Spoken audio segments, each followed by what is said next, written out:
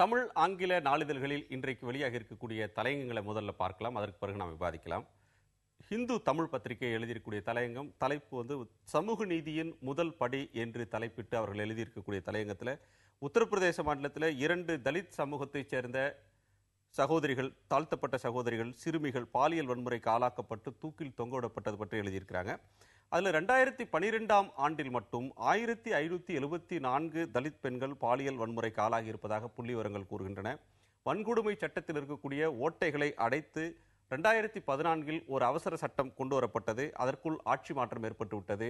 தற்போது மோடி அரசாங்கம் தன்னுடைய சமூக நீதி பார்வையை நிரூபிக்க வேண்டிய தருணம் வந்துவிட்டது என்கிற கருத்தை தமிழ் ஹிந்து வெளிப்படுத்தி இருக்கிறது. தினமணி வெளியிட்டிருக்கக்கூடிய தலையங்கம் தடை அகன்றது அப்படின்ற தலைப்புல அமைச்சரவை குழுக்கள், அதிகாரம் அளிக்கப்பட்ட குழுக்கள் கலைக்கப்பட்டிருக்கக்கூடிய முயற்சியை பாராட்டி எழுதியிருக்கிறது.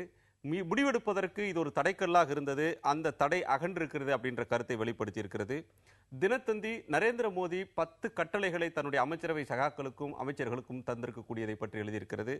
அரசு நிர்வாகத்திலே இந்த முடிவுகள், இந்த கட்டளைகள் செயல்படுத்தப்பட்டால் பெரிய மாற்றத்தை ஏற்படுத்தும், இதனால் நாடு பெரிய வளர்ச்சியை அடையும் என்று பாராட்டி தினத்தந்தி எழுதியிருக்கிறது. இந்தியன் எக்ஸ்பிரஸ் பத்திரிகையும் டைம்ஸ் ஆஃப் இந்தியா பத்திரிகையும் பொருளாதார வளர்ச்சி குறித்து தலையங்கம் எழுதியிருக்கின்றன. இந்தியன் எக்ஸ்பிரஸ் ஜிடிபி என்று சொல்லக்கூடிய நாட்டின் ஒட்டுமொத்த உள்நாட்டு உற்பத்தி என்பது கடந்த ஆண்டில் 4.7% தான் வளர்ந்திருக்கிறது. புதிய அரசுக்கு பொருளாதாரத்தை வளர்ப்பதுதான் சவாலான காரியம். முதலீடுகளை ஈர்ப்பதற்கான கோப்புகள் பல தேங்கியிருக்கின்றன. உள்நாட்டு வெளிநாட்டு முதலீடுகளை ஈர்ப்பதற்கான முயற்சிகளை வேகமாக எடுக்க வேண்டும் என்று எழுதியிருக்கிறது. டைம்ஸ் ஆஃப் இந்தியா பத்திரிகை ஒரு முக்கியமான தலையங்கத்தை இதே பிரச்சனை பற்றி எழுதியிருக்கிறது. வேலைவாய்ப்புகளை உருவாக்கக்கூடிய பல துறைகள் மோசமான நிலையில் இருக்கின்றன. ஏர் இந்தியாவை தனியார் மயமாக்கக்கூடிய முயற்சிகளை எல்லாம் தொடங்கலாம். முதலீடுகளை பெருக்குவதற்கு அரசாங்கம் முயற்சி எடுக்க வேண்டும். குஜராத்தில் தலையில்லாத மின்சாரத்தை வழங்கியதைப் போல நாடு முழுவதும் தர வேண்டும் என்கிற கருத்தை டைம்ஸ் ஆஃப் இந்தியா வெளிப்படுத்தியிருக்கிறது.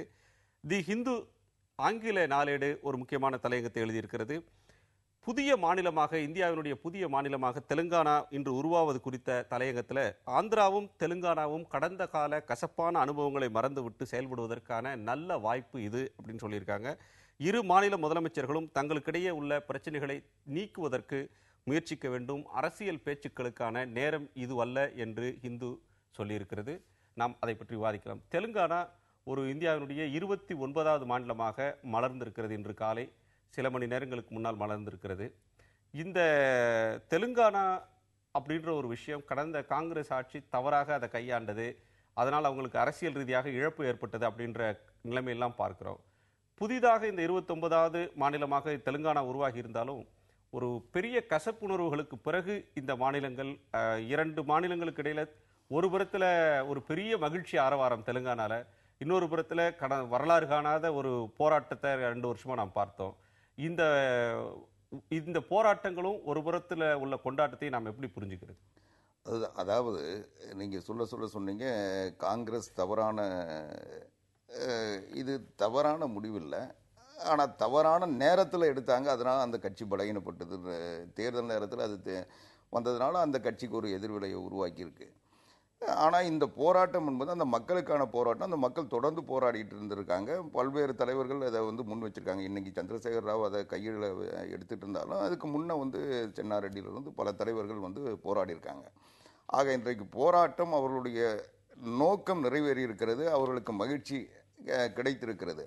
ஆனால் இந்த போராட்டத்தை இன்றைக்கு அதனுடைய விளைவாக சந்திரசேகர் ராவ் அந்த தெலுங்கானா மாநிலத்தினுடைய முதலமைச்சராகவும் மாறிட்டார். அவருடைய கட்சி பெரும்பான்மை பெற்று இன்றைக்கு ஆட்சி அமைச்சிருச்சு.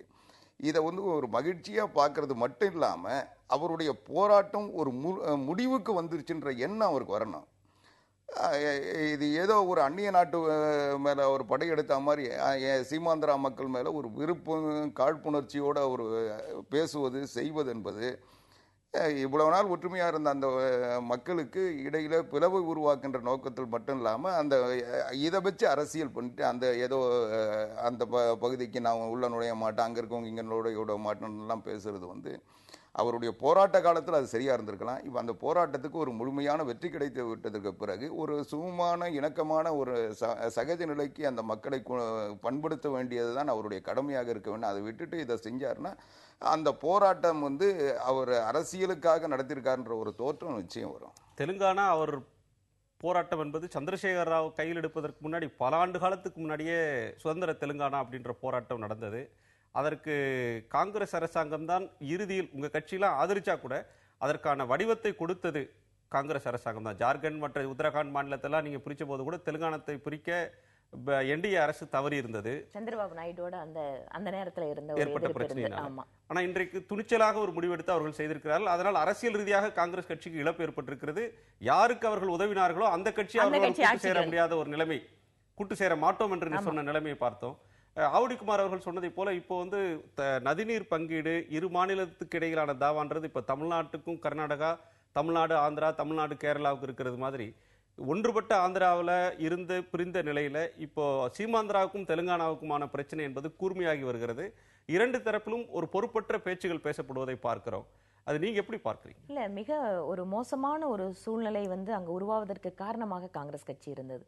நீங்க ஒரு வார்த்தையை பயன்படுத்தினீங்க, உத்தரப்பிரதேசம், பீகார் இந்த மாதிரி மாநிலங்களையும் என்டிஏ அரசாங்கம் பிரித்தது. நீங்க வந்து மற்ற மாநிலங்களை பிரிக்கும் போது இந்த அளவுக்கு ஒரு மோசமான சூழ்நிலை அங்கே உருவாகல. சம்பந்தப்பட்ட நபர்களை அழைத்து சரியான ஒரு முடிவுகளை எடுக்கும்போது இந்த மாதிரியான மிகப்பெரிய சிக்கல்களை எதிர்கொள்றது வந்து தவிர்க்க நேரிடும். ரெண்டாவது, தெலுங்கானா விஷயத்தை பொறுத்த வரைக்கும் காங்கிரஸ் கட்சி ரெண்டு பக்கத்திலையுமே மற்றவர்களை அழித்து விட்டு நாம் வளரலாம்னு நினைச்ச போட்ட தப்பான கணக்கு தான் இந்த அளவுக்கு போராட்டம் மிக மோசமான சூழ்நிலைக்கு போனதுக்கு காரணம்.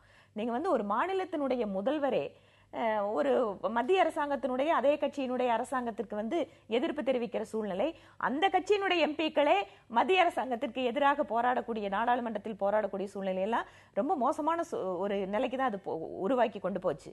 அது மட்டும் இல்லாம இவங்க எடுக்கப்படக்கூடிய முடிவு அப்படிங்கிறது ஒவ்வொரு மினிஸ்டரும் ஒவ்வொரு நேரத்தில் ஒவ்வொன்று பேசிட்டு வருது, சூழ்நிலையை மேலும் சிக்கலாக்கி விட்டது. அப்ப என்ன ஆகுன்னு கேட்டீங்கன்னா, ரெண்டு பக்கம் இருக்கக்கூடியவர்கள் இது உணர்வு ரீதியான பிரச்சனை, ஒண்ணு கொண்டு எரியிற நெருப்புல வந்து ரெண்டு பக்கம் நெருப்பு எண்ணெய் போடுற மாதிரி தான் ஆயிடுச்சு. அதனால இவர்கள் கையாண்ட விதம், மத்திய அரசாங்கம் கையாண்ட விதம் தான் இரண்டு பக்கம் வந்து இந்த அளவுக்கு சூழ்நிலையை மோசமாக கொண்டு போனது காரணம். இன்றைக்கு எப்படி இருந்தாலும் தெலுங்கானா உதயமாகியிருக்கிறது. நிச்சயமாக வரக்கூடிய காலத்தில் அப்படிங்கிறதுல ஒரு மாற்றம் ஏற்படும். இந்த உணர்வு கொந்தளிப்புகள் எல்லாம் அடங்கி ஒரு ரியாலிட்டிக்கு வந்தாச்சு. அதனால இதை வந்து ஒத்துக்கொள்கின்ற ஒரு சகஜமான மனப்போக்கு அப்படிங்கிறது வரக்கூடிய காலத்தில் உருவாகும். அந்த நிலைமை சீராகிறதுக்காக அங்க இருக்கக்கூடிய அனைத்து அரசியல் கட்சிகளுமே முயற்சிகளை மேற்கொள்ள வேண்டும். ஒரு பக்கம் போராட்ட களத்தில் இருந்தவர் இன்று முதல்வராயிருக்கிறார். இதை கடுமையாக எதிர்த்த சந்திரபாபு நாயுடு இன்னொரு புறம் இருக்காரு. அதனால இதுல வந்து ஒரு சந்திரபாபு நாயுடு கடுமையாக எதிர்த்தவர்னு சொல்ல முடியாது. அவரும் இந்த பிரிவினையை ஒப்புக்கொண்ட ஒரு தலைவர் தான். ஹிந்து கூட எழுதியிருக்கக்கூடிய தலையங்கத்தில் முக்கியமான ஒரு அம்சம் இது, நாடு முழுவதும் தேர்தல்ல அகில இந்திய பிரச்சனைகளை முன்வைத்து பிரச்சாரம் நடந்தது, மக்களை சந்தித்தார்கள் என்றால் ஆந்திராவை பொறுத்தவரையிலும் பிரிவினை முடிவுதான் வந்து மிக முக்கியமான விஷயமாக தேர்தல் களத்தில் இருந்தது. அதை ஒட்டி சில கட்சிகள் பயனடைந்திருக்கலாம். ஆனால் இந்த பிரிவினையை வைத்து ஒரு தேர்தலை சந்திக்கலாமே தவிர அடுத்தடுத்த தேர்தல்களில் ஆதாயம் அடைய முடியாது என்பதை எச்சரித்திருக்கிறது. நாம் அடுத்த தலைப்பில் நிறைய விஷயங்களை பேசலாம் ஒரு சிறிய இடைவேளைக்கு பிறகு.